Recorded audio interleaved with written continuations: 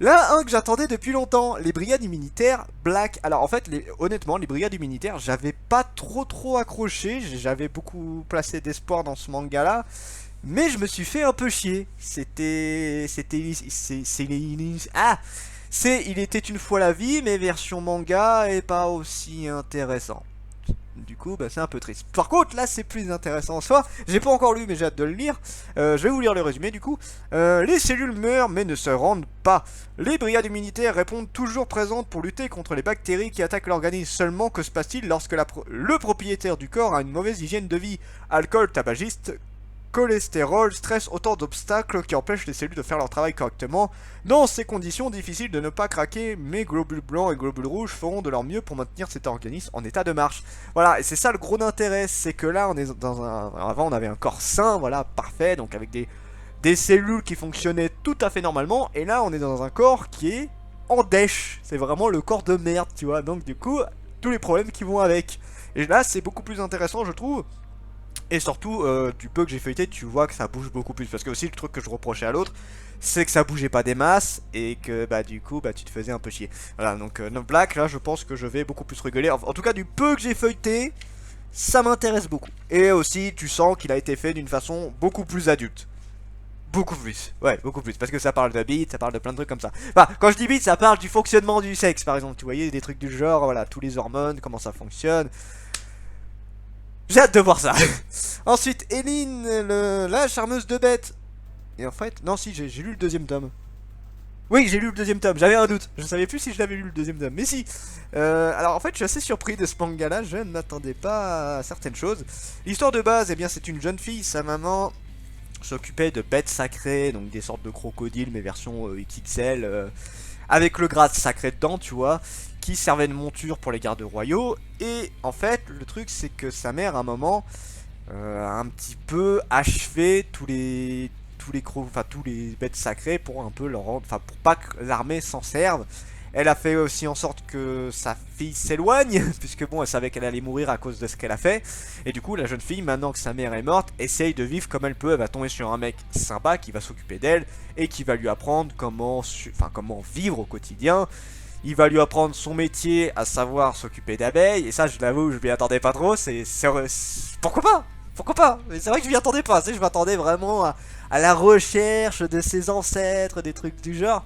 Il y a un peu de ça, mais c'est pas encore dans l'histoire de la fille. C'est vraiment mis à part. T'as des infos sur leurs ancêtres qui sont particuliers, qui sont pas vraiment aussi proches que les humains ou des trucs du genre. Mais voilà, c'est vraiment à part. Et bah, j'aimerais bien que ça se rejoigne, un de ces quatre. C'est un manga qui va être en 11 tomes, voilà. Donc voilà, on verra. Je sais pas ce que ça va donner. On verra bien.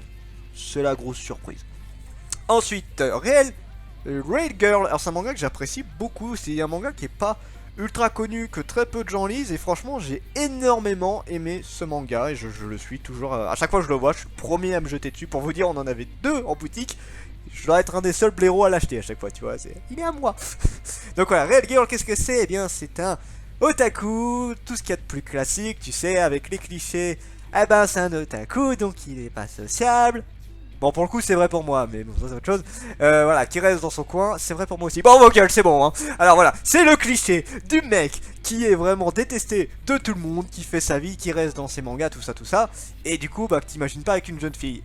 Et c'est ce qui va arriver, il va tomber avec une jeune fille qui est un petit peu particulière, on va le dire comme ça. Voilà, on va dire que elle a du mal à exprimer ses sentiments, elle comprend pas forcément les gens, ce genre de truc là. Mais elle est super belle, et elle a eu plein de mecs, mais voilà, c'était des mecs version, bah... Voilà, je suis avec toi, mais quand je me fais chier, je me tire. Voilà, c'est un peu ça l'idée. Sauf que là, elle tombe sur vraiment quelqu'un qui l'intéresse réellement, et du coup, on est un peu en phase. Un mec qui a pas du tout l'habitude des femmes, qui les comprend pas. Enfin, nous autres hommes, on a du mal à vous comprendre, hein. Je vous le dis clairement. Voilà, c'est la petite parenthèse. Voilà, non, voilà, il n'arrive pas à la comprendre. Elle a un peu de mal aussi avec lui de temps en temps. Enfin, voilà, c'est plein de trucs assez sympas et je trouve l'histoire vraiment géniale. J'accroche énormément. J'aime vraiment ce type de personnage, je kiffe ça énormément.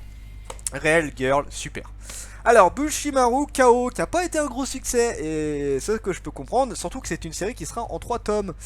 C'est un peu dommage. En fait, le gros reproche que je ferai à cette série, c'est que les personnages ne sont pas très intéressants. Et c'est un dommage parce que l'histoire en tant que telle est pas mal.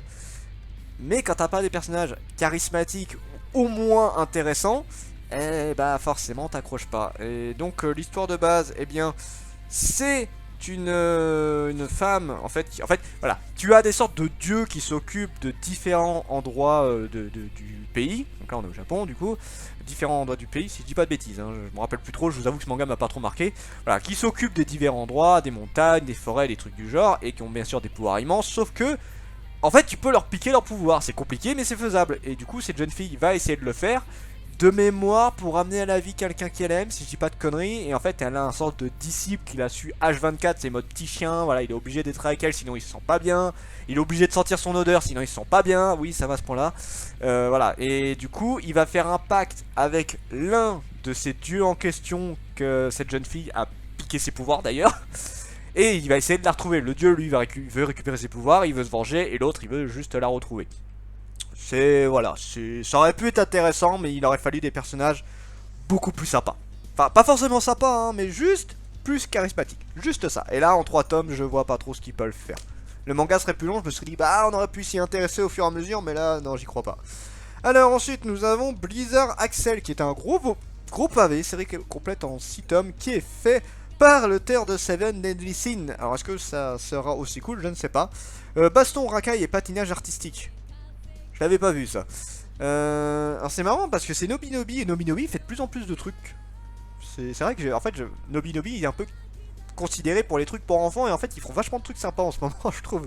C'est à part, hein, enfin je veux dire les Doki Doki tout ça, moi je les suis pas trop, j'achète juste les mangas et je fais pas trop gaffe à qui vend ça en général. Je vous avoue, je regarde juste le manga.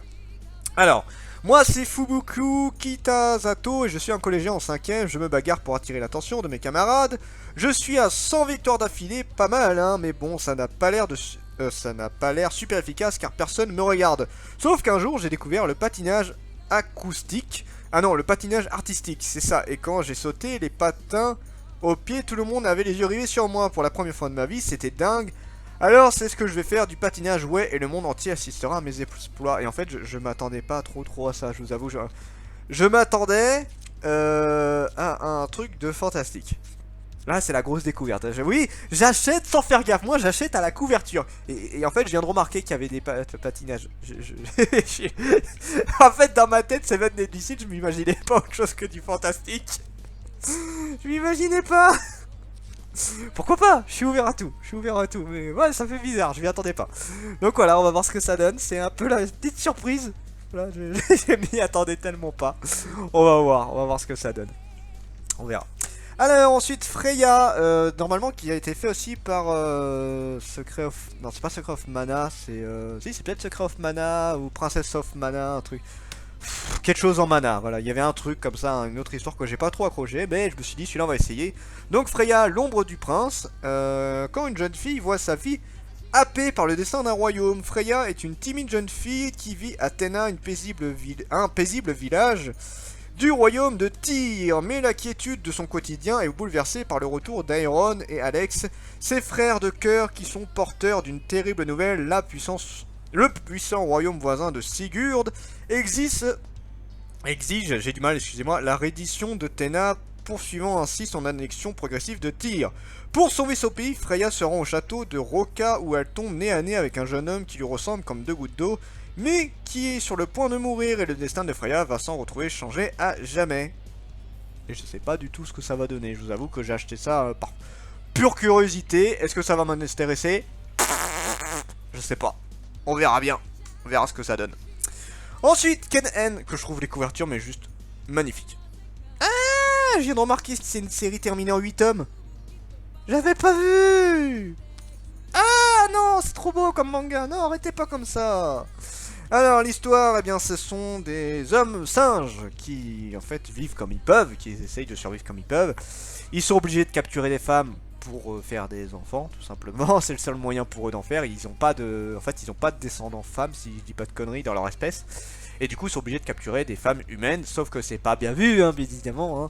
Et ils vont tomber sur un chien gardien qui va venir pour les tuer à la base. Mais il va se rendre compte qu'ils sont pas méchants du tout, en fait, au final. Donc il va rester à leur côté. Il va être le chien. Je mets des grosses parenthèses parce que bon, c'est plus lui qui maîtrise l'homme singe, hein, j'ai plus le nom du gars, et ça va être un peu une amitié entre les deux. On va découvrir tous les secrets de cette espèce qui a un lourd passé, les trucs qu'il y a par rapport aux humains, tout ça, c'est très sympa, c'est super joli, franchement j'apprécie beaucoup ce manga. Voilà, pareil encore une fois, une bonne découverte à chaque fois. On arrive bientôt sur la fin, Mad in Heaven. C'est un gros manga particulier, voilà, je dirais what the fuck, tout simplement. L'histoire, c'est un prêtre qui est un prêtre qui a été réincarné dans une nouvelle vie, et c'est devenu un mangaka de comédie érotique, sauf que pour lui, voilà, c'est pas vraiment de l'érotique, c'est juste du bonus qui met ça, et il ne comprend pas vraiment les femmes, il comprend pas vraiment le principe forcément de l'amour, des saintes ou des trucs comme ça, et il va commencer à en apprendre plus via son assistante qui est aussi la réincarnation d'une jeune femme qu'il connaissait quand il était prêtre, via un autre homme qui était aussi la réincarnation d'un mec qu'il connaissait, qui était amoureux de lui en plus. Donc voilà, c'est un gros mindfuck hallucinant, c'est très drôle, c'est complètement con, mais ça vaut le coup. Mad in Heaven, voilà, c'est sympa. Par contre, les tomes sont de plus en plus petits.